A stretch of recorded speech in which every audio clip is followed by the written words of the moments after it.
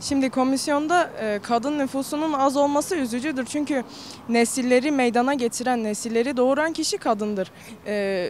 Böyle olunca barışı doğuran kişi de kadın oluyor ve kadının komisyonda az olması azdır. Fakat biz komisyonun üyelerine bakmadan önce komisyonun ilkelerine bakmamız lazım. Yani komisyonda yer alan kişilerin kim olduğundan daha önemli olan komisyonun ilkeleri nedir? Bu komisyon nasıl adımlar atacak? Özellikle gençlikle ve genç kadınla ilgili gençliğin üzerinde bir tahakküm var. Tahakküm altındadır gençlik. Özel savaş politikaları var. Bunlarla ilgili gençlik ne yapacak? Etkin yasal önlemler alacak mı ya da nasıl ilkeler izlenecek bu konuda, bu önemlidir. Onun haricinde de kadın nüfusunun olması halihazırda azdır zaten. Kürdistan'da bariz bir şekilde uyuşturucu yaygınlaştırılıyor ve bu kasti bir şekilde yapılıyor. Yani organize bir şekilde uyuşturucu Kürdistan'da yaygınlaştırılıyor diyebiliriz. Buna karşı etkin yasal önlemler alınmalı. Barış, gençliğin etkin siyasi rol oynadığı bir toplumda gerçekleşir. Fakat şu an gençlik etkin bir siyasi rol oynayamıyor. Çünkü dediğim gibi gençlik tahakküm altındadır.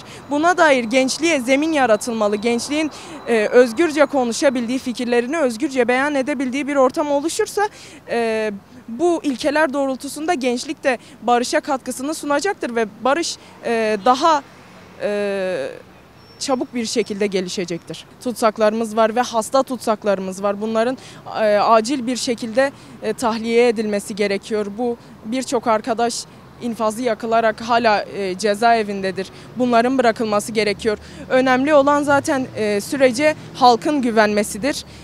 Halk ikna edilmelidir bu konuda. Fakat mesela Kürdistan'da kayyum politikaları bir yere kadar geldi, fakat bir süreden sonra kayyum politikalarının Kürdistan'da bir tık daha durduğunu görüyoruz. Fakat halk gerçekten bunu samimi bulmuyor. Çünkü Türkiye cephesine baktığımızda orada mesela CHP belediyelerine kayyum atanıyor. Bu defa oradan bir tezatlık oluşuyor. Halk güvenemiyor bu sürece. Özellikle Kürdistan halkı önderliğe güveni tamdır, fakat süreç hakkında sorgulamaları var. Tam güvenemiyor halk. Bunun için özellikle zaten komisyonun sadece mecliste çalışmalar yapmaması gerekiyor. Meclis çalışmalarından daha önemlisi halk buluşmalarıdır. Halk buluşmalarıdır. Halkla komisyon bir araya gelmeli, yüz yüze gençlerin, genç kadınların, halkın eksikliklerini sahada sormalıdır. Yani şöyle söyleyebilirim bu konuda. Birkaç ay önce buna dair bir adım atılacak gibi oldu, fakat yine Kürtçe seçmeli bir ders olarak geldi. Bu şekilde bir barış zemini oluşacağını zannetmiyorum. Kürdistan halkının ana dili Kürtçedir. Kürtçe var, bunların içinde Süryanice var, Ermenice var. Kişiler kendi ana dilde eğitim görme hakkına sahiptir. Bu hakları tanınmalıdır bu haklar. Halka bir lütuf olarak değil, halkın en zaruri, en gerekli olan haklarıdır ve bu haklar bir an önce barış zemininin kurulması için halka sunulmalıdır. Bu bir kesinlikle lütuf değildir. Bunun acilen yapılması gerekiyor. Barışa umudumuz tamdır. Herkesin de bu konuda barışının umudu tam ve önderliği umudunun tam olmasını bekliyoruz. Bu komisyon Şubat çağrısından sonraki süreç Önder Apo'nun çözüm iradesi ve barış mücadelesi olmasaydı yapılamazdı. Böyle bir adım atılamazdı. Bizim Önder Apo'ya güvenimiz kesinlikle tamdır ve gençliğe de bu konuda umutlanmaları, bu konuda asla bir çelişkiye düşmemeleri ve bizim de bu konuda üstümüze düşeni yapmamız gerekiyor kesinlikle. Gençliğin sorularını bizim gidermemiz gerekiyor. Halkın sorularını gidermemiz gerekiyor. Biz de bu konuda çalışmalarımızı yürüteceğiz. Bunları söyleyebilirim.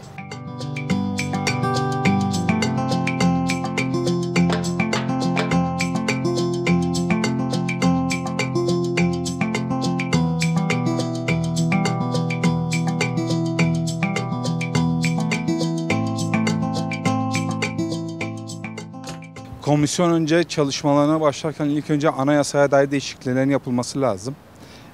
Halkın eşit, özgür bir şekilde, adil bir şekilde yönetilmesi açısından. Bunlar yapılırken siyasi tutsaklar derhal bırakılması lazım.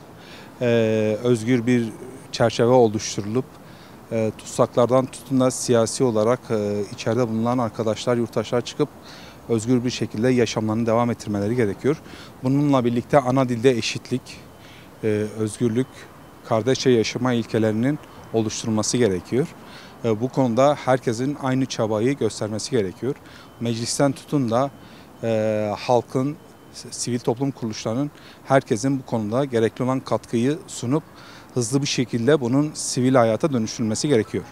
Gençlerin üzerine çok görev düşmekte. Bu konuda öncelikle gençler çalışmaları yürütürken dediğim gibi önce anayasa değişikliği bu gençlerin önlerinin de açılması gerekiyor.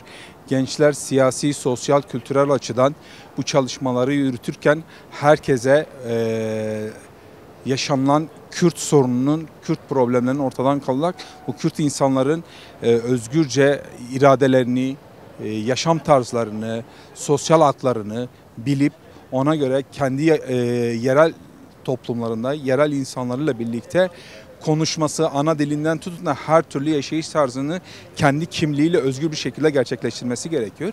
Gençler bu konuda gerekli misyonu üstlenmesi lazım.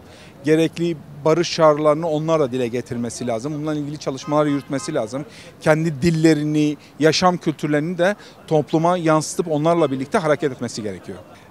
İktidarın bu konuda gerekli olan adımları atmasını tüm herkes olarak, tüm halk bir birey olarak ben de bekliyorum. İktidar öncelikle bu tip somut atımlar bir taraftan atılmışken diğer taraftan da atılmasının gerektiğini görmeli. O da anayasaya dair gerekli olan değişiklikleri yapmalıdır. Bu komisyonun da amacı bu. Sadece bu MHP, AK Parti değil, artık Türkiye yeni bir sürece girmiştir ve bu sürecin devam etmesi gerekiyor. Bu süreçle birlikte tüm halkların bunu benimseyip daha gelişkin, daha toplumsal, birleştirici, toplumsal bir hareketin, bir özgürlüğün yaşanması gerekiyor.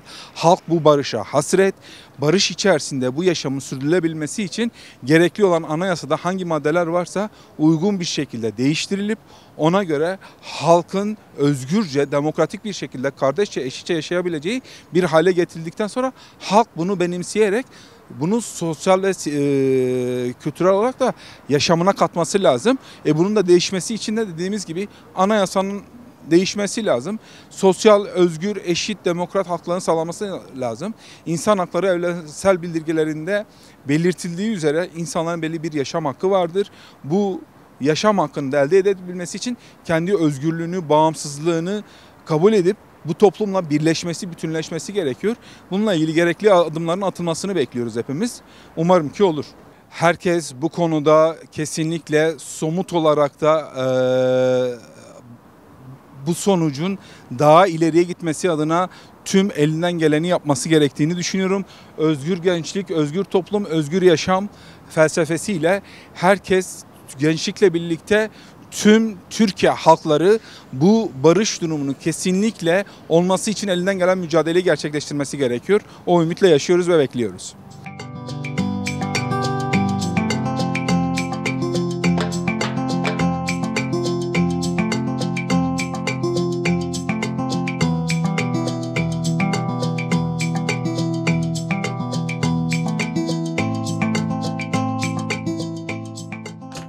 Ben öncelikle Önder Apo'nun öne koymuş olduğu süreci selamlıyorum. Ve bir yurtsever genç olarak ve bir Kürt genci olarak ortaya koyduğu iradeyi, ortaya koyduğu perspektifi sonuna kadar sahip çıkıyoruz ve onun doğrultusunda ilerliyoruz. Komisyondan beklentimiz açıkçası bu komisyonun öncelikle gençleri dinlemesi gerekiyor. Gençlerin isteklerini, gençlerin önünde olan sorunlarını, özel savaş politikalarına karşı önce gençleri önüne alıp gençleri dinlemesi gerekiyor. Bir ülkede gençlik dinamik ruhsa, gençlik yürütücüyse bu komisyonun öncelikle gençleri oturup gençleri dinlemesi gerekiyor ve bunca sorunun nasıl çözülmesi gerektiği açısından gençleri önce oturup konuşması gerekiyor açısından böyle bir fikir beyan edebilirim. Öncelikle şuradan başlayabilirim. Önder Apo bu sürecin ve bir önceki süreçlerin de bütün başlatılan hamlelerin de öncülüğünü gençler ve kadınlar yaptığını beyan ediyor. Zaten bu sürecin en öncü gücü de genç kadındır. Bundan dolayı komisyonun tabii öncelikle hukuki bir zeminde yürütmesi gerekiyor çalışmalarını. Hukuki bir zemin yoksa hiçbir adılan somut yani adım hiçbir şekilde somut sayılmayacaktır. Yani en azından halkı ikna etmeyecektir ki ikna da etmiyor. Bu komisyonun hukuksal bir zeminde ilerlemesi gerekiyor. Öneriler alınıyor olabilirdi ama bunun hukuksal bir zeminde yapılması gerekiyor. Bunun öncülüğünü ciddi anlamda gençler ve kadınlar en öncü gücü de genç kadınlardır. Bu süreci daha sağlıklı, daha hızlı bir şekilde ilerletebilecek genç kadınlardır. Sahalarda olmaları gerekiyor. Gençlik öyle ve kadınlar da öyle kesinlikle. Ya şimdi kadının gücünü ciddi anlamda alanlarda, sokaklarda, her bir yerde çok açık bir şekilde görebiliyoruz ki maalesef böyle bir komisyonda kadın sayısının sadece 9 olması tabii ki üzücü bir olay. Yani nasıl üzücü? Şöyle ki böyle bir sürecin ve Önder Apo'nun başlattığı hamleyi kadınlar öncülük edecekse bu komisyonda sadece 9 kadının olması gerçekten hani biraz da hem kadın açısından hem genç kadın boyutuyla birlikte ele aldığımız zaman bu biraz üzücü bir durum hale geliyor maalesef. Ve açık bir şekilde belirtmek gerekiyor ki Önder Apo'nun İmralı İşkence Adası tecidi adı altında ne zaman ki Önder Apo fiziki özgürlüğüne kavuşursa o zaman ki bu sürece inanırız ve böyle bir devletin bu adımını atarak biz de böyle bir sürecin gerçekten somut adım attığına inanırız. Tek bir şey var, o da Önder Apo'nun fiziki özgürlüğüdür. Anca öyle inanır. Hem halk açısından hem de hem yapı açısından hem de örgüt açısından ancak böyle somut bir adım atılabilir. Ya Önder Apo'da 4 Nisan'da gençliğe gönderdiği bir mesajı tekrar dile getirmek gerekiyor. Önder Apo diyor örgütlenin ve örgütlenin ve gerçekten örgütlenmek gerekiyor ve örgütü de büyütmek gerekiyor. Her alanı, her yeri örgütlemek gerekiyor. Benim de Kürdistan gençliğine ve Türkiye gençliğine bütün gençlere çağrım budur, genç kadınlara çağrım budur. Gelin örgütlenin, örgüte gelin ve örgütünüzü büyütün, örgütlemeyi büyütün çağrısı olacaktır.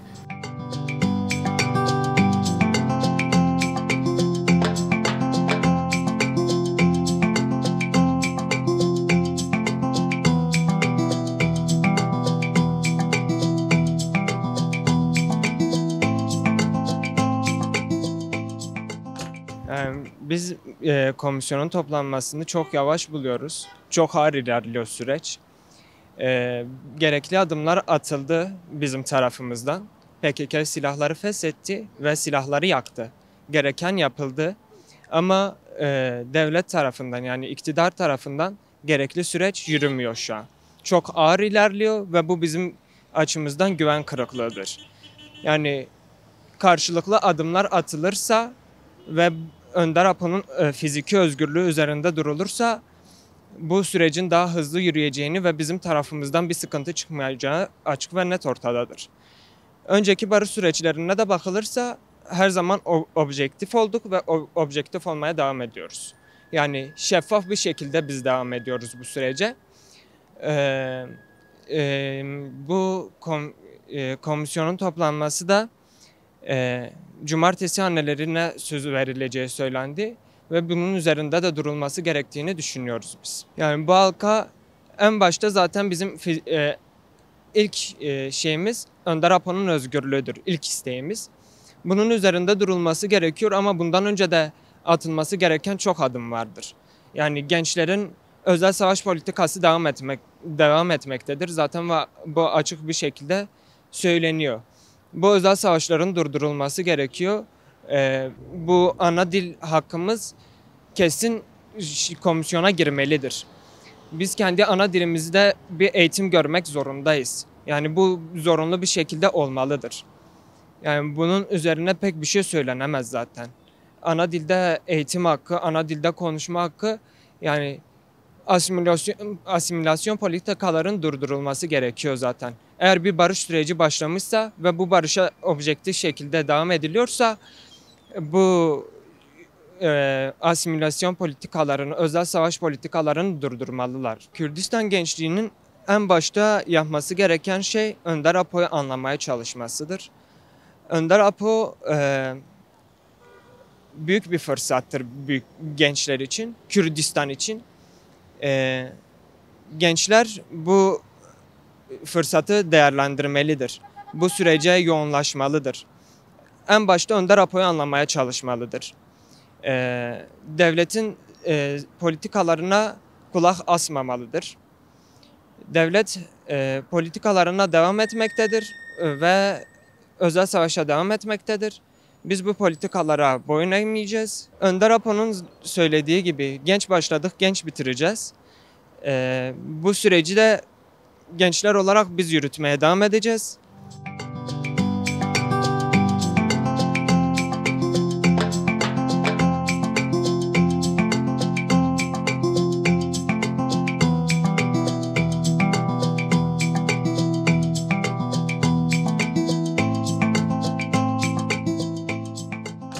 Öncelikle yani uzun bir aradan sonra daha önce de bu tür süreçler yaşandı. Gerekli mesela sabotajlar gerçekleşti. Süreç bozuldu.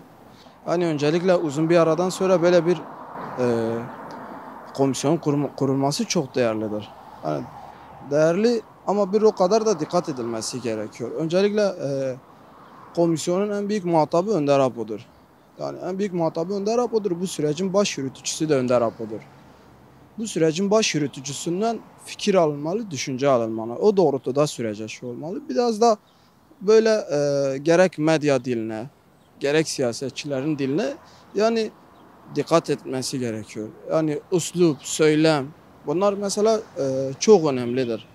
Hani şey diyorlar ya mesela süreç başladı, tamam, bir süreç var ortada ama ağırlıklı olarak somut adımların atılması gerekiyor. Yani PKK'nın en büyük attığı somut adım silahların mesela yakılması oldu. PKK'nın kendini feshetmesi oldu.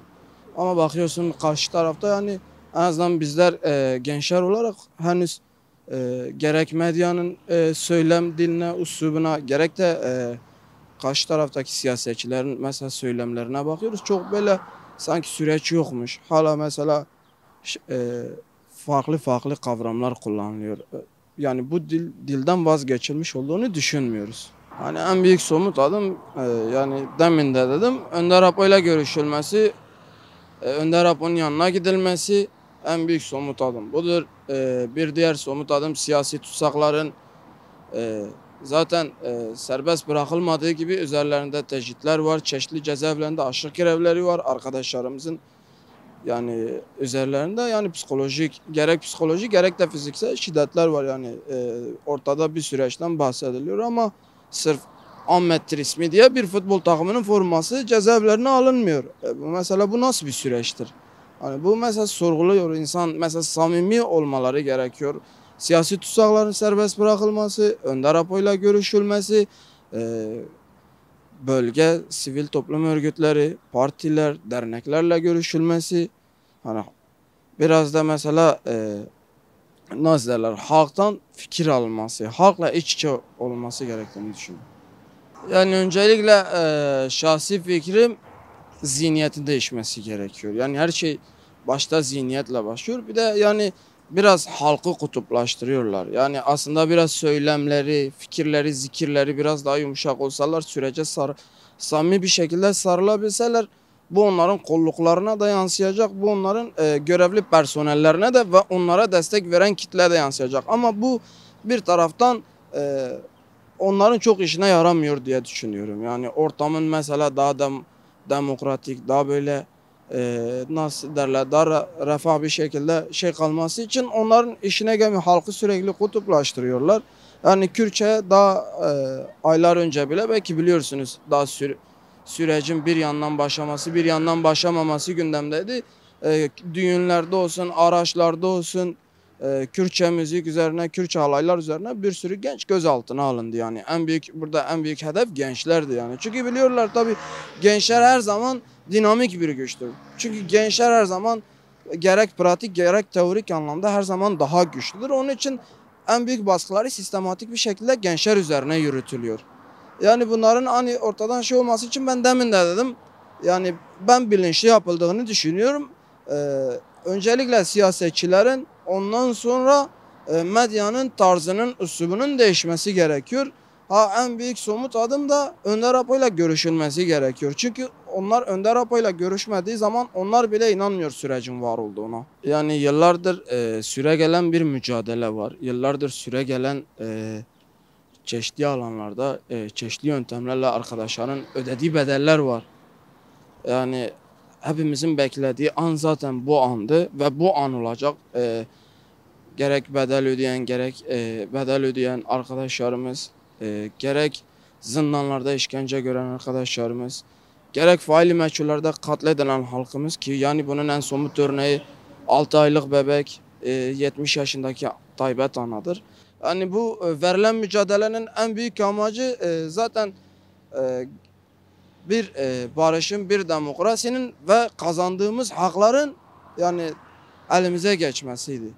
Şimdi bunun en somut örneği Önder Apo'dur. Yani benim de buradan yurtsever gençliğe, Kürdistan gençliğine, sosyalist gençliğe en büyük çağrım yani sürece sahip çıkılması gerekiyor. An bu andır önderlikten yıllar sonra 26 yıl sonra ilk defa önderliğin sesini duyduk. Yani bu gerçek anlamda büyük bir moraldir, büyük bir heyecandır. Tabii bu süreçte mesela provokasyon da olacaktır, oluyor da. Yani buna bakılmaksızın yani sürece samimi bir şekilde sahip çıkmamız gerekiyor. Yani Önder Apo'nun elini güçlendirmemiz gerekiyor. Önder Apo'nun elini güçlendirecek en güçlü dinamik gençliktir. Orada Önder Apo'nun gençliği zaten gençlik üzerine tespitlerini herkes çok iyi biliyor. Bizim de ona layık olmamız lazım. Bu sürece dört kolla sarılmamız gerekiyor.